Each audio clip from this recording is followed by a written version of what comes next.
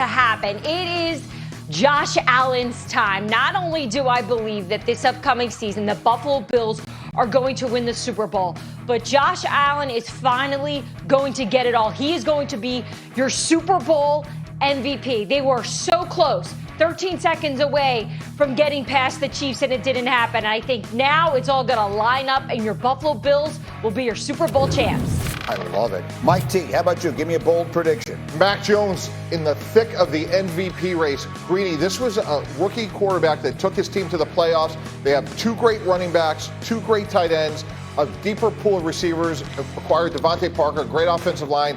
Coach Belichick will call the plays. They will be very effective on offense, and they are very underrated in the AFC East this year. I like that. It is bold because it goes against what I think is conventional wisdom. Love it. RG3, give me a bold prediction. Hold your hats, people. Patrick Mahomes and Aaron Rodgers will actually be better. Without their number one receivers, Tyreek Hill and Devontae Adams, it will force them to run the offense that the coach calls, and the teams did a great job of replacing generational talents with multiple players to make their offenses even better. Watch out. These two are coming for you this year. Wow, I like that one. I put a pin in that. I want to come back to that a little later in this program because that literally is the diametric opposite of what I've been saying all along, RG3. So I'm coming back to it, and we'll talk about it as we continue. But my next stop is the NBA. Zach Lowe was standing by as the Lakers and their big three is looking more and more like they may return next year. I want you to hear what Big Perk had to say yesterday. This is Kendrick Perkins on NBA Today, talking about what he expects from Anthony Davis this season. I actually have Anthony Davis picked as my MVP winner for next season. Early prediction. I think Anthony Davis is going to come back with something to prove. Anthony Davis has been hearing all the noise, all the chatter. I got Anthony Davis motivated, and I got Anthony Davis winning the MVP next season. Wow, I asked for bold predictions, and there's Big Perk. He's not even in the room, and he gives us one. Zach Lowe, what do you think?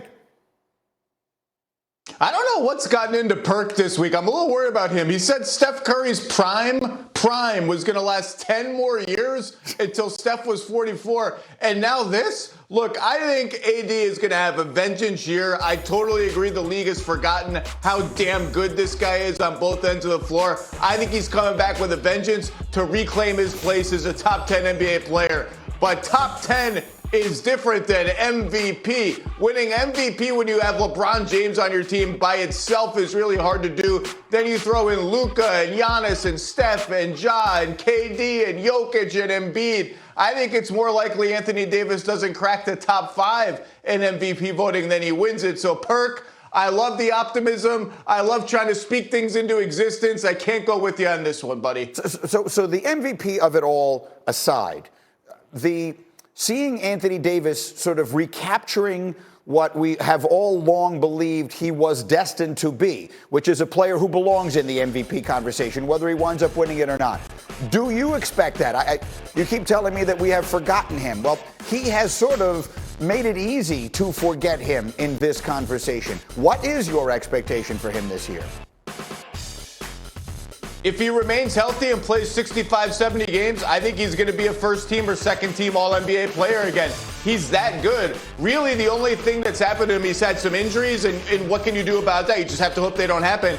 And his jump shot has kind of mysteriously fallen apart. He was never a great jump shooter, but he was never this bad and this unwilling. And I think part of that is the role he's had to play with the Lakers, becoming more of a jump shooter. Part of that is maybe just a random slump and confidence issues. If that jumper just goes back to average and he's healthy, he's still one of the 5 best defensive players in the league. He's a great all-around offensive talent. I'm expecting a big year. Okay, so that would make Perk not that far from right, even if the MVP isn't part of the conversation. Zach, stay there. I'm coming back to you for more. But my next stop is in Atlanta, where we are counting it down to college football, and the SEC Media Days continue. And since 2006, no conference has had anywhere near the success the SEC has had. 12 of the last 16 national championships, including 4 of the last 5. For just the second time in the last 7 years, Nick Saban's offseason didn't include replacing a coordinator. Alabama finishing top 5 in both offense and defense last year. But of course, it was Georgia's season, coming off its first national championship since 1980. And despite losing 5 first-round picks, ESPN's FPI still gives Georgia a 45% chance to get back to the title game. And we head back down to Atlanta, where Heather and Paul are with us as always. And Heather, I know you had a chance to chat with Kirby Smart. Last year was his year. What is this year for the coach of Georgia? Well, he said 2 things yesterday that stood out to me. One was, we will not be hunted at the University of Georgia. I can promise you that. He said everywhere he's gone, people are asking him about complacency. He said that's not an issue, because in order to do that, you have to have done something. And this particular team hasn't done anything yet because they lost about 15 players to the NFL draft. The second thing he said was that his quarterback, Stetson Bennett, is not getting enough respect. Stetson came into our room like the 40-year-old in a college student's body that he is, drinking his coffee yesterday, and said, I've got respect of everybody who matters. The national title can speak for itself. Fair enough. Paul, last year was Kirby Smart's year. It was Georgia's year. But everyone I have asked, Alabama or the field in the SEC for this season, has taken Alabama. Is that right?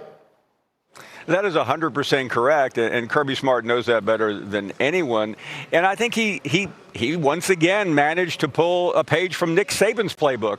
He's the defending national champion. He'll be a top 2 or 3 pick, and he's got a chip on his shoulder, the size of Georgia. And it was just really wonderful to see him, because when he walked in here 5 years ago, he was nervous. He was a rookie.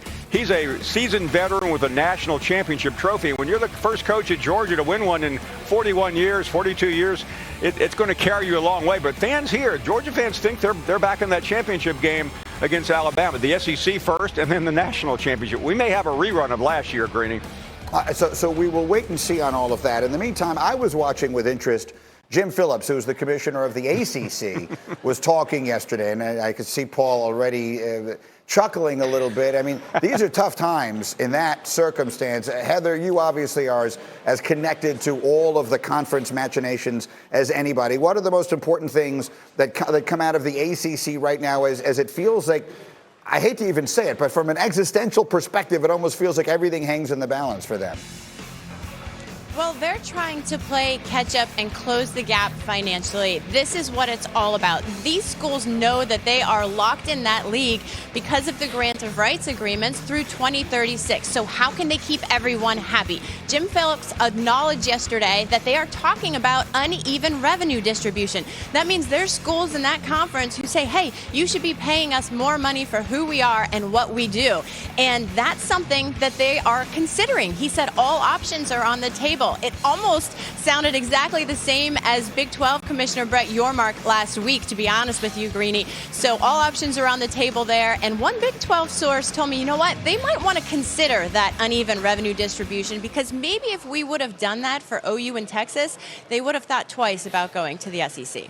Isn't that interesting? So I'm just projecting. This is not like the Clemsons of the world would get more money in a deal than some of the others, because they are at this point at least the bigger and more high-profile program. Paul, what do you make of all this?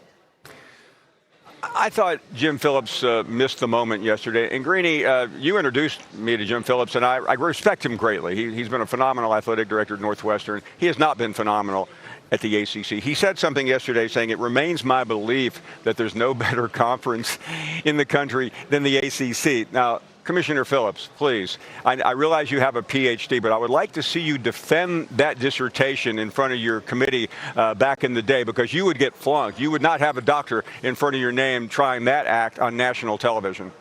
So what ultimately happens, Paul? Dave McKinnon, my producer, I'm asking one more question here, even though he's wrapping me. What ultimately happens, Paul?